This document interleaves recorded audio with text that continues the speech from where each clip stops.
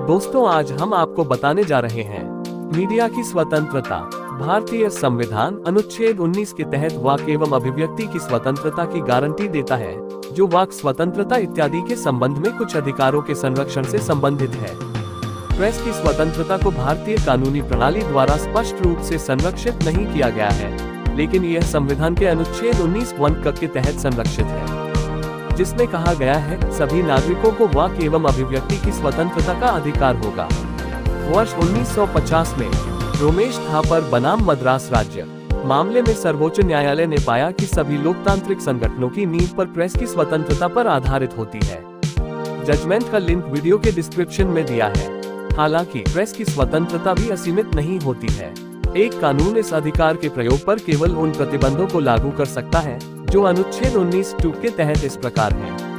भारत की संप्रभुता और अखंडता के हितों से संबंधित मामले, राज्य की सुरक्षा, विदेशी राज्यों के साथ मैत्रीपूर्ण संबंध, सार्वजनिक व्यवस्था, शालीनता या नैतिकता या न्यायालय की अवमानना के संबंध में मानहानि या अपराध का प्रोत्साहन। स्वतंत्र मीडिया का महत्व। स्वतंत्र मीडिया विचारों की मुक्त चर्चा को बढ़ावा देता है, जो व्यक्तियों को राजनीतिक जीवन में पूरी तरह से भाग लेने, निर्णय लेने की अनुमति देता है और परिणामस्वरूप समाज को सशक्त करता है, विशेष रूप से भारत जैसे बड़े लोकतंत्र में। लोकतंत्र के सुचारू संचालन के लिए विचारों का स्वतंत्र आदान प्रदान, सूचना और ज्ञान का आदान प्रदान, बहस और विभिन्न दृष्टिकोणों की अभिव्यक्ति महत्वपूर्ण होती है।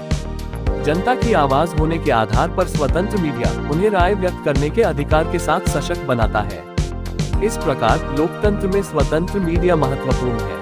स्वतंत्र मीडिया के साथ लोग सरकार के निर्णयों पर प्रश्न करके अपने अधिकारों का प्रयोग करने में सक्षम होते हैं। ऐसा माहौल तभी बनाया जा सकता है जब प्रेस की स्वतंत्रता प्राप्त हो।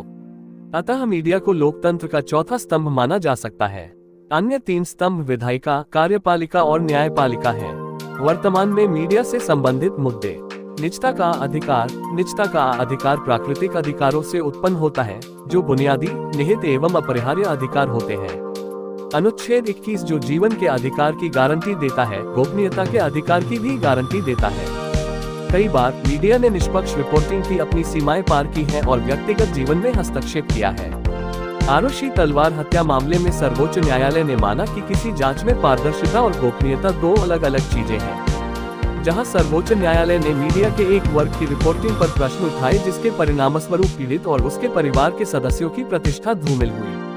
मीडिया ट्रायल सहारा बनाम सैबी 2012 मामले में सर्वोच्च न्यायालय ने पाया कि अदालत स्वतंत्र ट्रायल और एक स्वतंत्र प्रेस के अधिकार के संतुलन पर निवारक राहत प्रदान कर सकती है। जजमेंट का लिंक वीडियो के डिस्क्रिप्शन में दिया है। इसके अलावा कई बार सर्वोच्च न्यायालय का विचार था कि मीडिया मुद्दों को इस तरह से कवर करता है कि यह एक ट्रायल की तरह लगता है। चूंकि मीडिया द्वारा इस तरह के ट्रायलों से न्यायपालिका और न्यायिक कार्यवाही की प्रतिष्ठा पर प्रतिकूल प्रभाव पड़ने की संभावना होती है, अतः ये न्यायपालिका के कामकाज में भी हस्तक्षेप करता है। पेड न्यूज और फेक न्यूज सार्वजनिक धारणा को तोड़ मरोड़ सकती है एवं समाज के अंदर विभिन्न समुदायों के मध्य घृणा, हिंसा तथा असामंजस्य उत्पन्न कर सकती है। निष्पक्ष पत्रकारिता की अनुपस्थिति एक समाज में सत्य की झूठी प्रस्तुति को जन्म देती है, जो लोगों की धारणा और विचारों को प्रभावित करती है। आगे की राह एक संस्थागत ढांचा मजबूत करना। भारतीय प्रेस परिषद एक नियामक संस्था मीडिया को चेतावनी दे सकती है और विनियमित कर सकती है अगर यह पाती है कि एक समाचार पत्र या समाचार एजेंसी ने मीडिया नैतिकता का उल्लंघन किया है।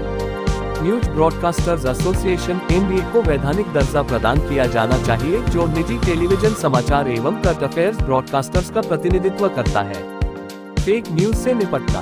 मीडिया में विश्वास बहाल करने के लिए मीडिया स्वतंत्रता को कम किए बिना मीडिया सामग्री से छेड़छाड़ और फेक न्यूज का सामना करने के लिए सार्वजनिक शिक्षा, नियमों को मजबूत करने तथा प्रौद्योगिकी कंपनियों द्वारा न्यूज क्यूरेशन हेतु उपयुक्त एल्गोरिदम बनाने के प्रयासों की आवश्यकता होगी।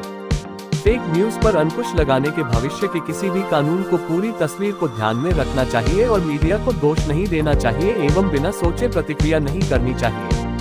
नए मीडिया के इस युग में कोई भी अज्ञात लाभों के लिए खबर बना सकता है और प्रसारित कर सकता है। मीडिया द्वारा नैतिकता का पालन। यह महत्वपूर्ण है कि मीडिया सत्यता और सटीकता, पारदर्शिता, स्वतंत्रता, औचित्यता एवं निष्पक्षता, उत्तरदायिता जैसे मुख्य सिद्धांतों का पालन करती रहे।